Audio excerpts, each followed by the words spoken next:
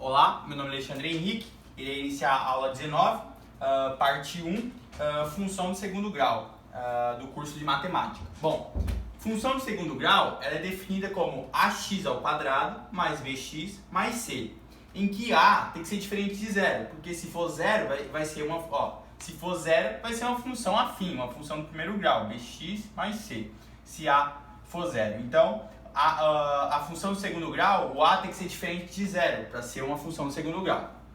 Bom, o a ele determina a concavidade da parábola, porque a função do segundo grau no gráfico é uma parábola. Então, se o a é positivo, ele está com uma parábola sorrindo, fica voltada para cima. E se o a é negativo, fica a parábola voltada para baixo. Portanto, é uma parábola triste, podemos dizer assim. Então, se o a é positivo, parábola para cima. Se o a é negativo, parábola para baixo. Ok? O que é discriminante? O discriminante são as raízes. E como é que você descobre as raízes? Bom, com o delta. Você lembra que eu já dei uma aula de função do segundo grau e a gente sabe as raízes com Bhaskara. Menos b mais ou menos delta dividido por 2a, as raízes. O delta ele é b ao quadrado menos 4ac, ok? Então, quando você primeiro pega o delta e você resolve o delta com a função. Após você encontrar o delta, que isso aqui é o delta, se esse delta for positivo, maior que zero, ele tem duas raízes no plano cartesiano, f de x. Então, se o delta é maior que zero, ele tem duas raízes diferentes. Então, são duas raízes diferentes. Se esse delta for igual a zero, se você calcular o delta da função do segundo grau e ele for zero, ele tem duas raízes, mas as raízes são iguais. Portanto, o eixo toca o eixo da abscissa, o eixo x, a concavidade toca somente em um ponto, e esse ponto são as raízes, são duas raízes iguais. E se o delta for negativo, for menor que zero, não tem raízes reais, são raízes complexas. Então não toca nenhum ponto do eixo x. Então fica assim, a concavidade não toca no eixo x, dando um delta negativo.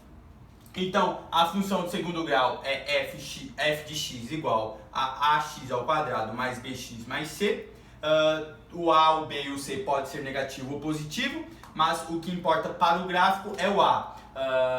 O a pode ser positivo, tendo uma concavidade para cima, pode ser negativo, tendo uma concavidade para baixo, e o c é o ponto onde o gráfico toca o eixo y, o eixo das ordenadas. Por exemplo, digamos que tem uma função que é ax ao quadrado mais bx mais 5. Então, essa função, se ela tiver duas raízes, por exemplo, que o delta seja positivo, ela vai tocar no 5, no eixo das ordenadas, porque é o c. O c é onde a concavidade toca o eixo das ordenadas. Bom, vamos resolver esse problema sendo y igual x ao quadrado.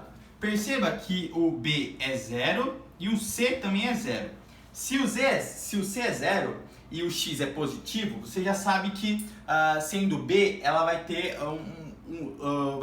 uma parábola que divide ela no meio. Quando b é zero, você vai ter uma parábola que ela é dividida no meio, no eixo cartesiano. E se o c é zero, ele toca no ponto zero, zero do y, aqui é y e aqui é x. Então, se o c é zero, ele toca aqui. Essa parábola, podemos dizer assim, quando o y, aqui vai ter o x. Quando o x for 1, o y vai ser 1, ok. Quando o x for 2, o y vai ser 4. Quando o x for 3, o y vai ser 9. Mas, pode ser também, quando o y e o x, por exemplo, for menos 1, vai ser menos 1 vezes menos 1, vai ser 1. Ok? Quando for menos 2, vai ser qual o valor? Menos 2 vezes menos 2, 4. Menos 3 vai ser 9. Porque fica menos 3 vezes menos 3, multiplicar dois números negativos dá um número positivo. Então vamos fazer esses pontos aqui, ó. Primeiro desse. Quando o y for 1, o x é 1. Aqui. Quando o x for 2, o y é 4. Então ele está aqui, ó. Vamos só deixar até o 4, porque não tem espaço. E vamos fazer agora para o x negativo. Quando o x for menos 1, o y é 1. Quando o x for menos 2, o y é 4. Então ele está aqui, ó. Menos 2 e 4. Agora liga os pontos. Olha como que vai ser a parábola. Vai se pegar aqui, chegar aqui e subir.